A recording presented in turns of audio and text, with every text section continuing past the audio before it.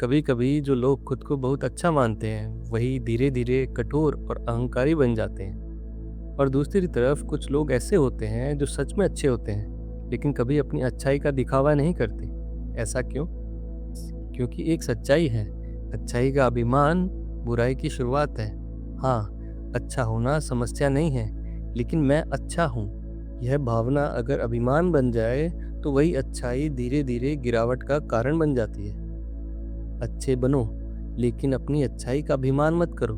क्यों? क्योंकि जैसे ही मन में यह आता है मैं दूसरों से बेहतर हूँ, उसी पल तुलना शुरू हो जाती है। और जहाँ तुलना आती है वहाँ विनम्रता चली जाती है, और जहाँ विनम्रता चली जाती है वहाँ प्रेम नहीं टिकता, और जहाँ प्रेम नहीं टिकता वहाँ आध्यात्मिकता भी नहीं टिकती।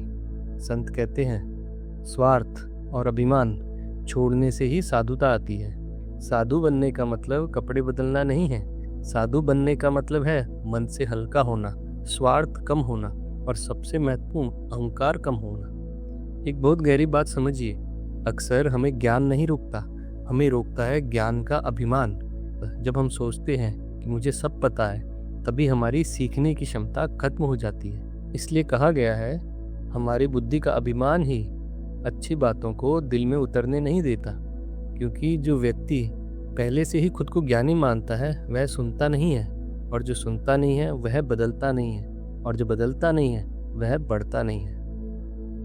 हमारी योग्यता, हमारी स्थिति, हमारी शिक्षा और हमारा पद, ये सब इसलिए नहीं है कि हम अभिमान करें, ये इसलिए है कि हम सेवा कर सकें। वर्ण, आश्रम, योग्यता, ये सब सेवा के लिए है, अभिमान के लिए नहीं। जितना बड़ा व्यक्ति उतनी बड़ी उसकी जिम्मेदारी, लेकिन आज उल्टा हो गया है, जितनी बड़ी सफलता उतना बड़ा अहंकार। तो फिर सच्चाई क्या है? जितना हम अपनी अच्छाई का अभिमान करेंगे उतनी ही बुराई हमारे भीतर पैदा होगी। क्योंकि अभिमान का मतलब है मैं केंद्र हूँ, और आध्यात्मिकता का मतलब है ईश्वर केंद्र है। ज्ञान मुक्ति दे सकता है, लेकिन ज्ञान का अभिमान गिरा देता है। ज्ञान से हम विनम्र होते हैं। अगर ज्ञान से विनम्रता नहीं आई तो समझिए ज्ञान अभी पचा नहीं है। एक बहुत सुंदर सत्य है, दुनिया की चीज़ें मिलने पर अभिमान आता है, लेकिन अगर सच में भगवान का अनुभव हो जाए तो अभिमान खत्म हो जाता है। क्यों? क्योंकि वहाँ व्यक्ति समझ जाता है सब कुछ मेरी क्षमता से नहीं, कृपा से हुआ है। और जहाँ कृपा की भावना आती है वहाँ अहंकार टिक नहीं सकता। जब तक स्वार्थ और अहंकार है तब तक सच्चा प्रेम नहीं हो सकता। क्योंकि प्रेम का अर्थ है देना और अहंकार का अर्थ है लेना। प्रेम कहता है तुम महत्वपूर्ण हो, अहंकार कहता है मैं महत्वपूर्ण हूँ। दोनों साथ नहीं चल सकते। अभिमानी व्यक्ति को लगता है उसने बहुत सेवा की है, लेकिन वास्तव में वह कम करता है। और जो बिना अभिमान के होता है वह बहुत सेवा करता है, लेकिन उसे लगता है उसने कुछ किया ही नहीं। यही सच्ची सेवा की पहचान है। बुद्धिमानी का अभिमान अक्सर मूर्खता से पैदा होता है। क्यों? क्योंकि जो सच में जानता है उसे पता होता है कि वह कितना कम जानता है, और जब थोड़ा जानता है वह सोचता है वह सब जानता है। इसलिए दो प्रकार के लोग होते हैं। एक जो सोचता है बस मुझे सब पता है, वह जिज्ञासु नहीं रहता। दूसरा जो सोचता है अभी बहुत जानना बाकी है, वही सच्चा साधक बनता है। एक और बात, जो चीज़ अपनी है उसका अभिमान नहीं होता, और जो चीज़ अपनी नहीं है उसका भी अभिमान नहीं होता। अभिमान उस चीज़ का होता है जो अपनी नहीं है पर उसको अपनी मान लिया गया है।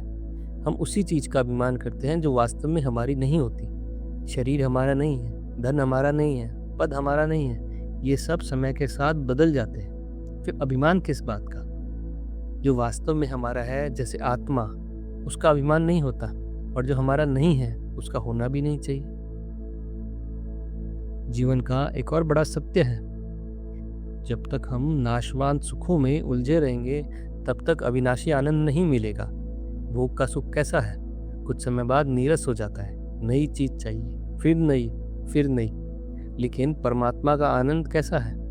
वह बढ़ता है, गहराता है, स्थायी होता है, और सबसे बड़ी बात वह तुलना से मुक्त होता है। इसलिए संत एक सरल मार्ग बताते हैं, स्वार्थ कम करो, अभिमान कम करो, सेवा बढ़ाओ, विनम्रता बढ़ाओ, और धीरे धीरे मन हल्का होने लगेगा। और जब मन हल्का होता है तभी ईश्वर का अनुभव संभव होता है। अंत में बस एक प्रश्न खुद से पूछिए, क्या मैं अच्छा बनने की कोशिश कर रहा हूँ या अच्छा दिखने की? अगर उत्तर पहला है तो आप सही मार्ग पर हैं। अगर दूसरा है तो थोड़ा रुककर सोचने का समय है। याद रखिए, अच्छाई महान है, लेकिन विनम्र अच्छाई दिव्य है। और शायद सुखी जीवन का एक सबसे बड़ा सूत्र यही है, अच्छे बनो, लेकिन अपनी अच्छाई का अभिमान मत करो। ओम श्री परमात्मने नमः।